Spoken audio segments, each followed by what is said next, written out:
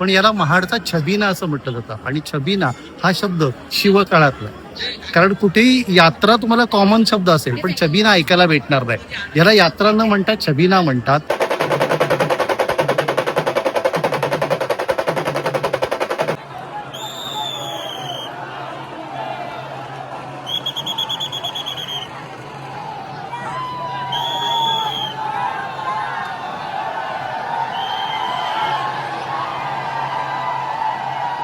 मंडळी, महाडमधला छबिना उत्सव जर तुम्ही पाहिला नसाल तर हा व्हिडिओ खास तुमच्यासाठी.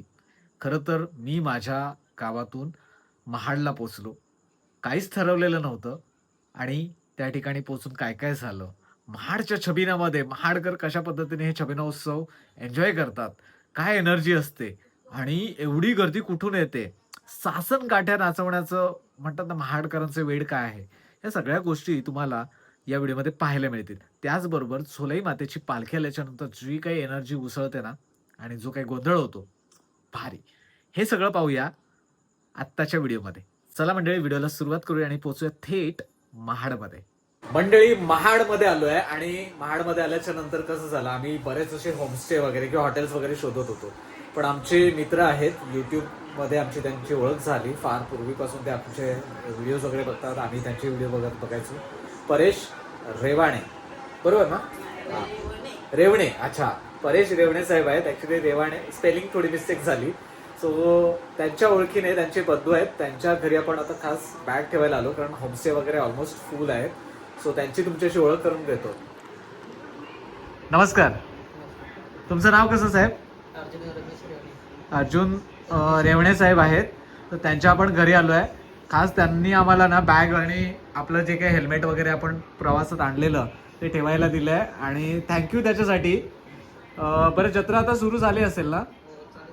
आता रात्रभर पालख्या वेगवेगळ्या गावातून येतात, बरोबर. चला, परत एकदा आपल्या कोकण संस्कृती परिवाराकडून यांना आपण थँक्यू बोलूया. थँक्यू साहेब. सो मंडळी, चला, मलाही उत्सुकता आहे महाडचा छबिना उत्सव पाहायची. मंडळी, चला आपण छबिना उत्सवाकडे जातोय. आपल्यासोबत अर्जुन रेवणे साहेब आहेत. आता आपण कुठे छत्रपती शिवाजी महाराज चौकात पोहोचलो ना? इथून किती लांब आहे अजून? इथून 2-3 मिनिटं अंतरावरतीच. हां, चला, हे बघा, हे छत्रपती शिवाजी महाराज चौक. आपण पहिल्यांदा आलोय, त्याच्यामुळे अर्जुन साहेबांचं थोडं गायडन्स घेतोय. ते इथले स्थानिक आहेत. चला, छत्रपती शिवाजी महाराज की जय.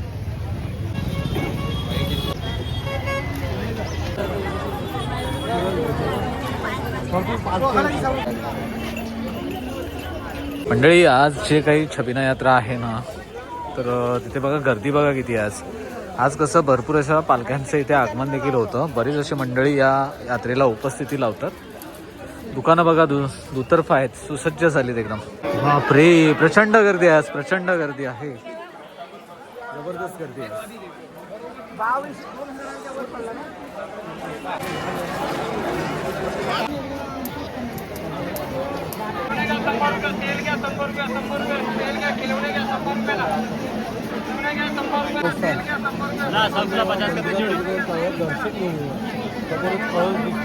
आपण थोडंसं लवकर आलो आहे. पहिलं तर आपण दर्शन घेऊया आणि त्यानंतर इथे ना खूप गर्दी व्हायला सुरुवात होते. खरं तर वेगवेगळ्या ठिकाणावरून इथे पालख्या, सासनकाठ्या वगैरे येतात. सो इथला जो काही माहोल आहे तो थोड्याच वेळात बदलणार आहे. चला, पहिलं दर्शन घेऊया.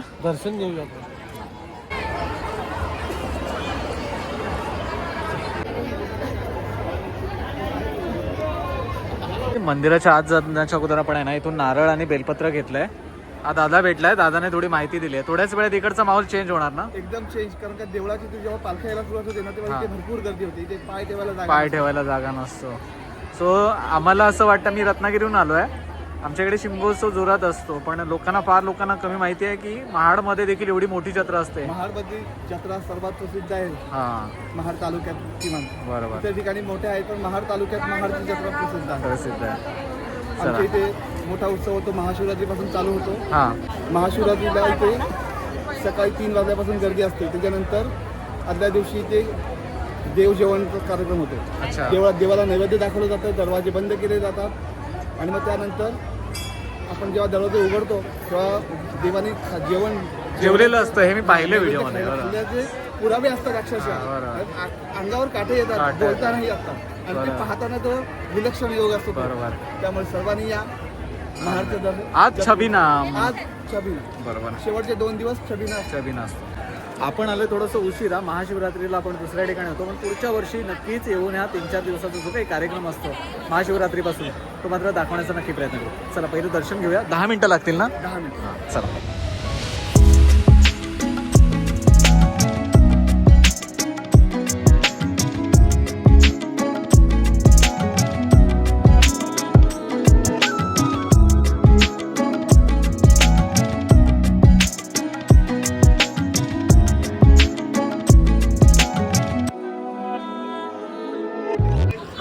नमस्कार.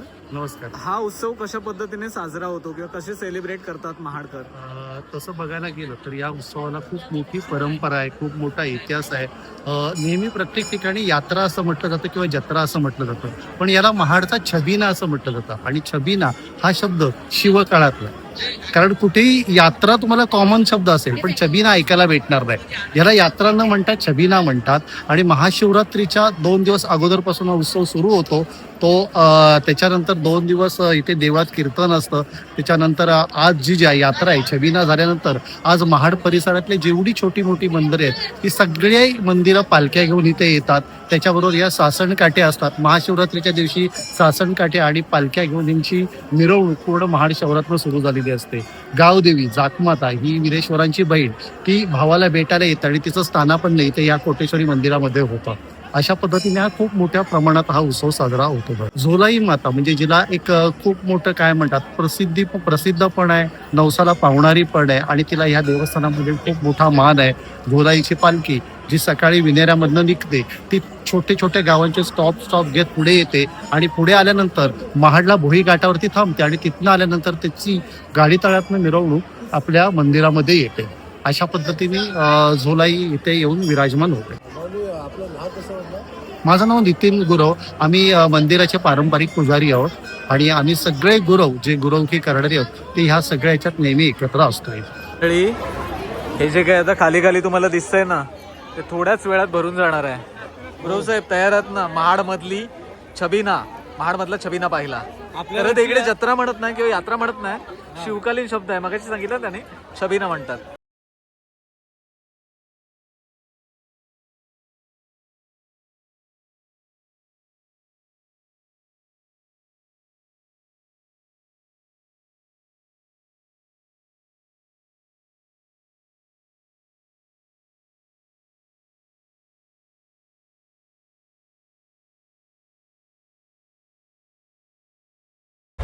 मंडळी चला, आपण दर्शन वगैरे घेतलं, त्याच्यानंतर थोडं जेवायला गेलो होतो आणि बाहेरची गर्दी बघितली ना, अक्षरशः ना बेफाम गर्दी आहे.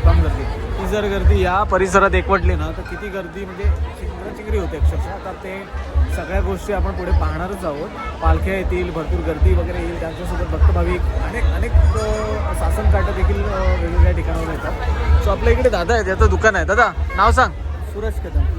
स्थानिकच आहेस? हो, स्थानिकच. बरं, आता पहिली पालखी कोणाची येईल? पहिली जवळपास नातेगाव आहे तिथला रवळनाथ महाराज म्हणजे वीरेश्वर महाराजांची भाऊ मानले जातात. अच्छा. त्यांची पहिली पालखी येते. त्याच्यानंतर मग हळूहळू एक पालख्या येतात. अच्छा. कुठल्या कुठल्या गावातल्या येतात तरी पण? तुळशिंदे असे भरपूर म्हणजे सगळ्या गावाचे येतात. 7-8 पालख्या येतात. बरोबर. आणि मेन जी बहीण मानली जाते 84 गावाची मालकीन झोलाई देवी. अच्छा. यासाठी हे सगळं म्हणजे छबिना उत्सव एकदम थाटामाटात होता. हां, गोंधळ होतो ती आल्यावरती. अच्छा. ती झोलाई देवी ती सगळ्यात शेवट येते पायगाड्या रांगत. बरोबर. सो थोड्याच वेळात हा सगळा एक्सपिरियन्स आपण या व्हिडिओच्या माध्यमातून घेणार आहोत. चला मंडळी, आपण आहे ना या छबिना उत्सवामध्ये आलो होतो. इथे आपल्या कोकण संस्कृती बरोबर छोटासा सदस्य भेटला आहे. हा बघा, नाव काय तुझं? देवांश. व्हिडिओ बघतोस तू? अरे वा, चला भेटून छान वाटलं. मंडळी, आम्ही आहे ना पालखी येण्याची वाट बघत होतो. खरं तर आहे ना पालखी येता येताना म्हणजे आम्ही जेव्हा इकडे आलो ना तेव्हा आम्हाला असं वाटलेलं की आमच्या ओळखीचं कोण परिचयाचं भेटेल की नाही, आम्हाला बॅग कुठे ठेवायला मिळेल की नाही, किंवा कोण असं आम्हाला स्टे मिळेल की नाही, या सगळ्या गोष्टीची चिंता होती. पण आता आहे ना वीरेश्वरांच्या कृपेने आहे ना आपल्याला एक परिचयाची माणसं भेटत आहेत. आता आमच्या संगमेश्वर तालुक्यामधल्या एक आहेत, त्यांना तुम्हाला दाखवतो. नमस्कार. नमस्कार. कुठलं गाव तुमचं?